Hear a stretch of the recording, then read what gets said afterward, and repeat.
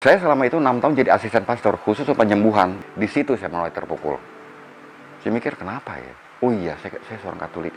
Ya Tuhan, saya akan masuk Islam. Dia naik panggung, syahadat, ini segala macam. Ingat kata-kata saya bukan nyumpahin. Beresiko mualaf semua gitu. Orang masuk Islam tuh banyak sekali, tapi yang penting pembinaannya ini.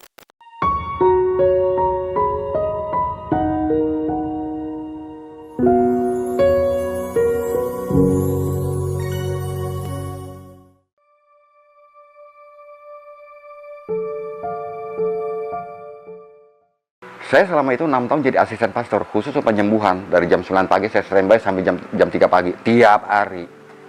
Tahun 2012 Maret, anak saya menikah. Anak yang kedua menikah. Di situ yang saya tidak bisa menikahkan anak saya. Karena apa? Karena saya non-muslim. Yang justru sebagai walinya adalah anak saya yang pertama, Erik, dia itu. Dan saksinya adalah almarhum Bismar Siregar. Di situ saya mulai terpukul. Saya mikir, kenapa ya? Oh iya, saya seorang Katolik.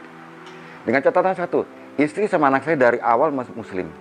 Pada waktu saya muslim, biasa. Tapi waktu saya masuk Katolik, tidak ada kata-kata cercaan daripada istri sama anak-anak saya. Nggak ada sama sekali. Beda sama yang dari pihak yang lain. Nah,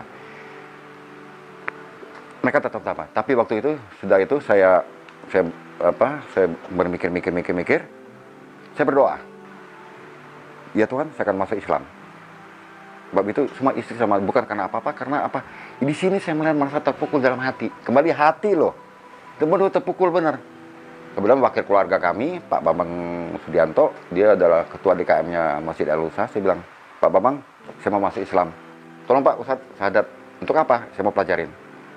Saya mau pelajari ini, kalau sudah saya siap, baru saya akan kasih tahu Pak Ustadz. Oke? Nih, saya pelajarin ini 6 minggu. Persis seperti Pak itu bilang, itu berat. Sangat berat.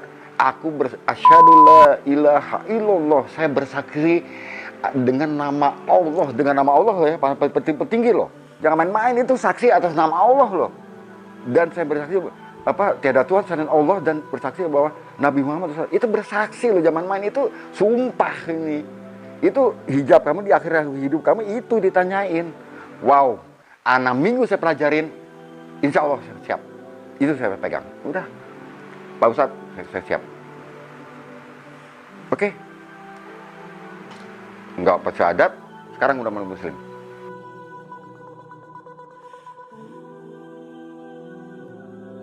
Saya memang dari 2000 setelah masuk Islam 2012 saya cari-cari nih grup mualaf center bab.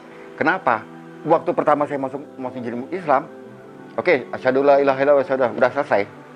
Nggak ada pembinaan, nggak ada apa-apa, segala macam didiamin terus. Nah ini saya butuhkan. Itu rata-rata mualaf begitu. Perlu pembinaan lagi. Mereka masih nol dong gitu. Nah akhirnya saya dapat mualaf center Indonesia, saya gabung sama konteks event. Maka saya ditempatkan diamanahkan sebagai anggota Dewan Pembina. Di situ saya nggak mau hitung, kalau hitung ria. Biasa dari pusat, opa, si A mau syahadat. Oke, nama siapa, biodata dapat, saya kontak mereka. Saya ketemu dia berapa hari sebelumnya, sebelum syahadat di Al-Aqsa. Pertama saya tanya, Anda siap jadi Islam? Siap apa? Oke, bukan siap ini loh. Hati kamu menjadi Islam tuh nggak enak. Anda bisa dibuang sama keluarga kamu, apalagi kamu mualaf lagi.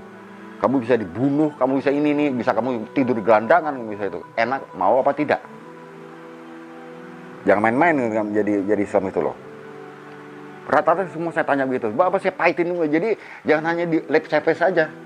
Jadi benar-benar dari hati. Bahwa apa yang saya alami saat itu kemarin itu semua dari hati. Allah melihat, oh kamu Islam, masuk Islam tidak dari hati kamu. Maka saya jadi ketua DKM segala macam, tapi tidak di sini, hanya di sini doang. Nah itu yang saya mau tekankan, mualaf tuh harus dari hati. Dan bukan dari ini sama ini. Ini tukang siasat, ini tukang bohong. Tapi ini tidak bisa dibohongin.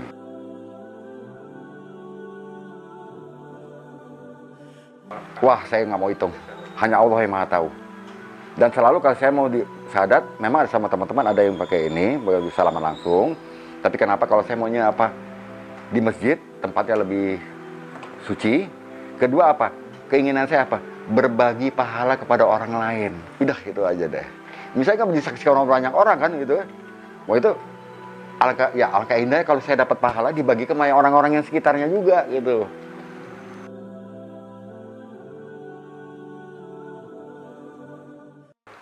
Satu aja, saya nggak mau sebutin acaranya itu, terkenal itu, nasional tuh, saya datang, sebelum dia naik panggung, Anda siap? Syahadat. Siap apa? Oke. Anda tahu risikonya. Gini, siap apa?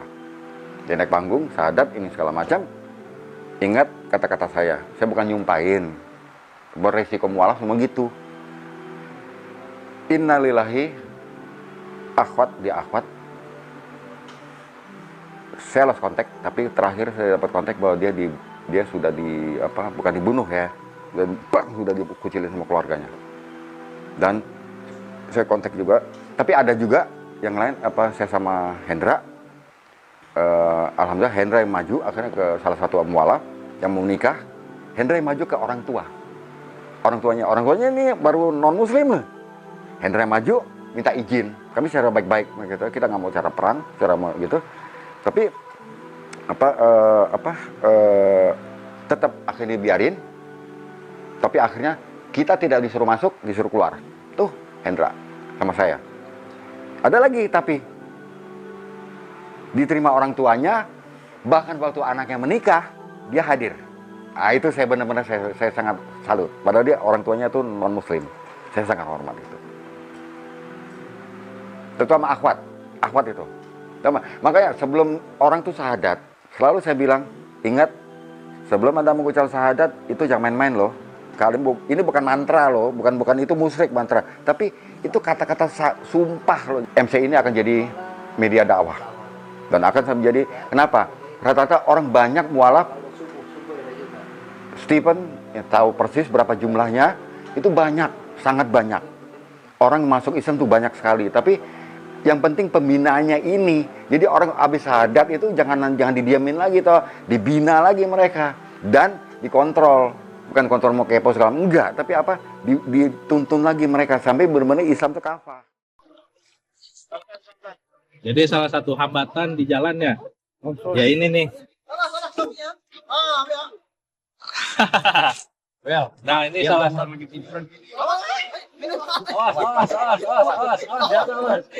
Hampir aja nih kawan kita jatuh ke sungai. Jadi memang salah satu hambatan kita itu kalau masuk ke pedalaman ya seperti ini salah satunya. Belum lagi kayu-kayu itu pada muncul dari dasar sungai. Jadi memang perlu kehati-hatian dan tingkat risikonya juga tinggi, besar ya.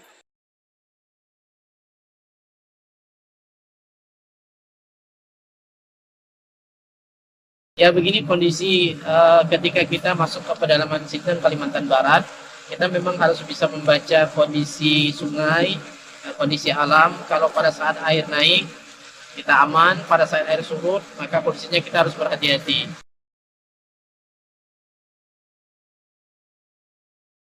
Pada siang hari ini kita akan berangkat menuju Desa Mentatai. Dalam perjalanan insya Allah bisa ditempuh nanti bersama dengan tim kurang lebih 6-7 jam. Pada malam hari nanti kita akan bertemu dengan warga umat Islam yang ada di pedalaman Desa Mentatai.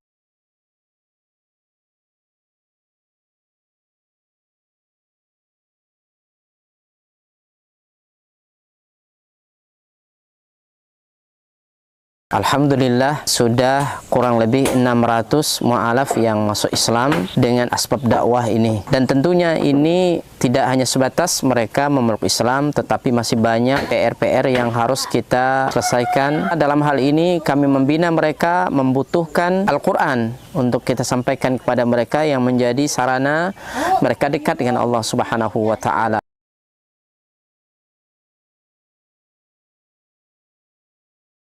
Kami berharap dan mengharapkan bantuan dari seluruh kaum muslimin untuk mensupport dakwah ini dengan berwakaf Al-Quran di Badan Wakaf Al-Quran.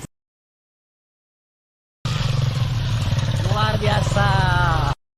Kaum muslimin yang dicintai oleh Allah Subhanahu wa Ta'ala, perlu kita ketahui bahwa pondok ini sangat dibutuhkan karena memang di sini sangat minim akan bahkan mungkin bukan lagi dikatakan minim, memang tidak ada lembaga semacam pondok pesantren yang berdiri di Desa Nangatempunak ini. Yang kedua adalah kerusakan akidah. Ya, jadi di sini jika tidak ada pesantren ini rusaknya luar biasa. Apalagi memang pemurtatan sangat kuat di Desa Nangatempunak ini. Jadi memang misionaris-misionaris itu masuk kemari itu dengan materi yang kuat, ya, dengan iming-iming yang kuat. Dengan adanya pondok pesantren ini mengkader anak-anak para mualaf, ya, dari suku Dayak yang berasal dari pedalaman ini sangat mudah. Jika mereka sudah belajar agama, kemudian mereka sudah paham dengan agama dan mereka sudah hafal Quran, mereka akan kita kembalikan ke kampung-kampung mereka.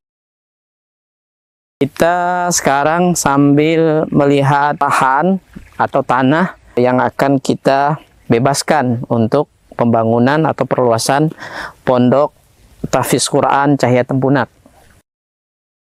Lokasi ini adalah lokasi yang bebas daripada banjir dan luasnya kurang lebih 4 hektar, dan insya Allah di sini nanti akan kita bangun sarana ibadah, kemudian sarana untuk tinggal mukimnya para santri, kemudian aula belajar dan pertemuan para santri. Dengan demikian ini akan membantu dakwah dan memaksimalkan dakwah di pelosok pedalaman Sintang, Kalimantan Barat. Kami mengajak kepada seluruh kaum muslimin untuk mensupport, membantu dakwah ini dengan menyiapkan donasi dan wakaf terbaik melalui Badan Wakaf Al-Quran, dan semoga apa yang kita korbankan di jalan Allah SWT, harta kita, lelahnya kita, semua akan Allah berikan ganti dengan ganti yang lebih baik, kemudian diberikan balasan dengan balasan yang terbaik. Dan kami mendoakan semoga antum semua dijaga oleh Allah SWT dari seluruh musibah baik dunia maupun akhirat. Barakallahu fikum. Assalamualaikum warahmatullahi wabarakatuh.